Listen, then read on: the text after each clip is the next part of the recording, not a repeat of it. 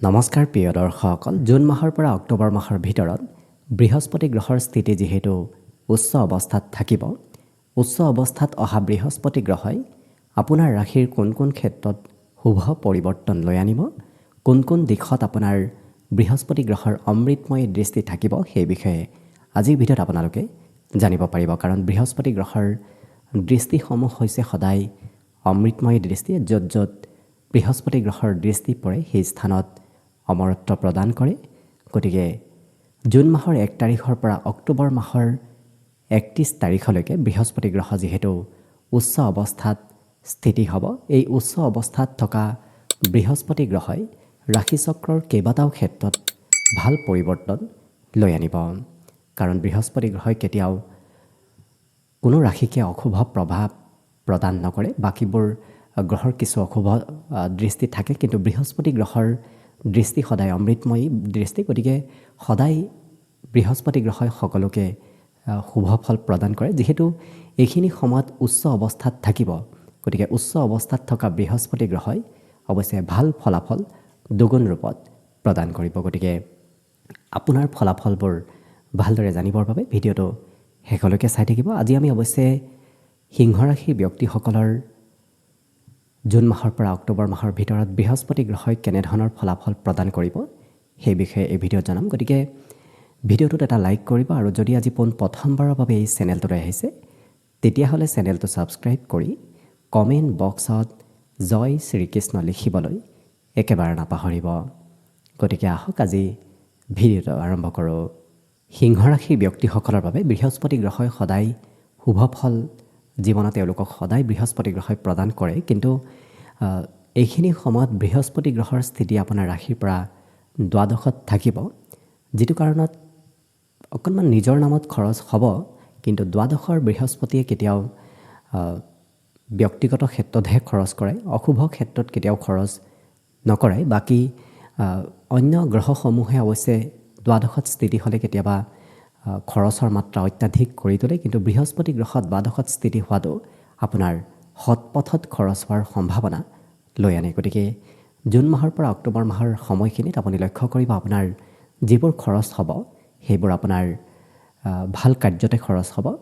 বিশেষকৈ ধৰ্ম কৰ্মৰ নামত খৰচ কৰাৰ যদি আপুনি চেষ্টা কৰে তেতিয়াহ'লে দেখিব আৰু অধিক শুভ ফল লাভ কৰিব। লগতে বৃহস্পতি গ্ৰহত যেতিয়াই দ্বাদশ স্থানৰ সৈতে সংযোগ হয় তেতিয়া ভ্ৰমণ যাত্ৰাৰ সম্ভাৱনা পূৰ্ণৰূপত আহি পৰে। গতিকে এইখিনি সময়ত আপুনি লক্ষ্য কৰিব আপোনাৰ সৰু সুৰা হ'লেও যাত্ৰা নিশ্চয় হ'ব। আধ্যাত্মিক যাত্ৰাৰ সম্ভাৱনা খুব বেছি দেখা পোৱা গৈছে। লগতে যিসকল ব্যক্তিয়ে বাহিৰত থাকি পঢ়া শুনা কৰি আছে তেওঁলোকৰ বাবে এই স্থিতি খুব লাভদায়ক হ'ব। কাৰণ যিহেতু পঞ্চম স্থানৰ অধিপতি গ্ৰহটোৱে হৈছে আপোনাৰ বৃহস্পতি গ্ৰহ। আপোনাৰ সদায় জীৱনত বৃহস্পতি গ্ৰহই শিক্ষাত বহুখিনি ভাল ফলাফল প্ৰদান কৰি আহিছে। কিন্তু যদি আপুনি এইখিনি সময়ত ঘৰৰ পৰা বাহিৰত থাকি পঢ়া শুনা কৰে তেতিয়াহ'লে বৃহস্পতি গ্ৰহৰ ভাল ফলাফল নিশ্চয় লাভ কৰিব। প্ৰেম সম্পৰ্কটো অকণমান কিছু মাজে সময়ে খেলি মেলিৰ সম্ভাৱনা দেখা গৈছে। কাৰণ দ্বাদশত প্ৰেমৰ অধিপতি দ্বাদশত বহাটো সিমান প্ৰেমৰ বাবে শুভ নহয়। কিন্তু তথাপি বৃহস্পতি গ্ৰহই বৰ বিশেষ অশুভ প্ৰভাৱ ফলাফল প্ৰদান নকৰে, কিন্তু অকণমান মতবিৰোধ মাজে সময়ে আহিব পাৰে।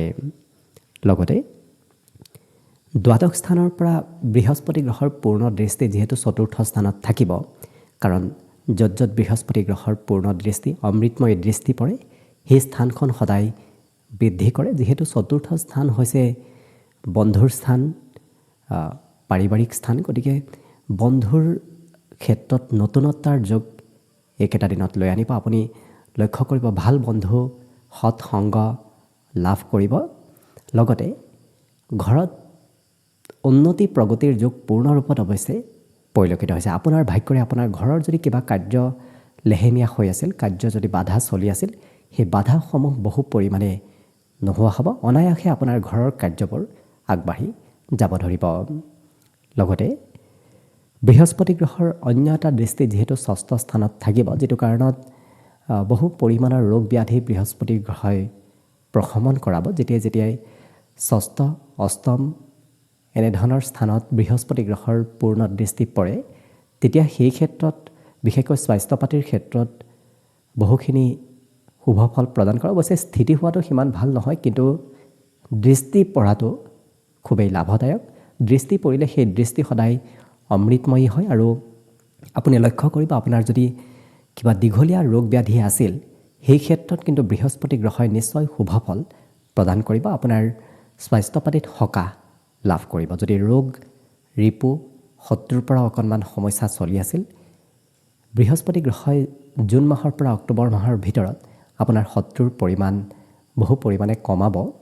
লগতে যদি ঋণ লৈ থৈ দিছিল সেই ঋণ পৰিশোধ কৰাটো আপুনি সক্ষম হ'ব পাৰিব। বিগত কেইবাটাও মাহত আপোনাৰ যদি ঋণ পৰিশোধ কৰাত অকণমান অসুবিধা হৈছিল, কিন্তু এইখিনি সময়ত আপোনালোকে গুৰু সহায় নিশ্চয় লাভ কৰিব। লগতে অষ্টম স্থানত বৃহস্পতি গ্ৰহৰ পূৰ্ণ দৃষ্টি থকাৰ বাবে আপুনি কিছু আধ্যাত্মিক প্ৰবৃত্তিৰ হৈ পৰিব। যেতিয়া অষ্টমৰ সৈতে বৃহস্পতি গ্ৰহৰ সংযোগ হয়, স্থিতি হয়, তেতিয়া অকণমান ধৰ্ম কৰ্মৰ প্ৰতি আস্থা বিশ্বাস কিছু বৃদ্ধি পায়। ভগৱানৰ প্ৰতি আস্থা নতুবা ভগৱানৰ সৈতে সংযোগ খুবেই বৃদ্ধি পায়। গতিকে এইখিনি সময়ত আপোনাক নিশ্চয় কিছু ধৰ্ম কৰ্মৰ সৈতে বৃহস্পতি গ্ৰহই সংযোগ কৰাব। আপুনি বিভিন্ন ক্ষেত্ৰত ধাৰ্মিক কাৰ্যত অংশগ্ৰহণ কৰাৰ সুযোগ সুবিধাও লাভ কৰিব। গতিকে আপোনাৰ বাবে গ্ৰহস্থিতি বৃহস্পতি গ্ৰহৰ স্থিতি খুব ভালেই বুলি ক'ব পাৰি। কাৰণ যদিও দ্বাদশত বৃহস্পতি গ্ৰহৰ স্থিতি হয়, কিন্তু য'ত য'ত দৃষ্টি পৰে সেই দৃষ্টিকেইটা যিহেতু অমৃতময় দৃষ্টি, যিটো কাৰণত আপোনাৰ ৰোগ ব্যাধি আৰু শত্ৰু ঋণ এনেধৰণৰ ক্ষেত্ৰৰ ফালৰ পৰা আপোনাক বহুখিনি মুক্তি প্ৰদান কৰিব। গতিকে আশীষ কৰিছোঁ এই গ্ৰহস্থিতি যেন আপোনাৰ বাবে আৰু অধিক শুভ হৈ পৰক। বৃহস্পতি গ্ৰহৰ শুভ ফল আপুনি গোটেই জীৱনটো লাভ কৰক, তাৰেই কামনা কৰিছোঁ। আৰু আজিৰ ভিডিঅ'টো ইমানতে সামৰণি মাৰিছোঁ। ধন্যবাদ।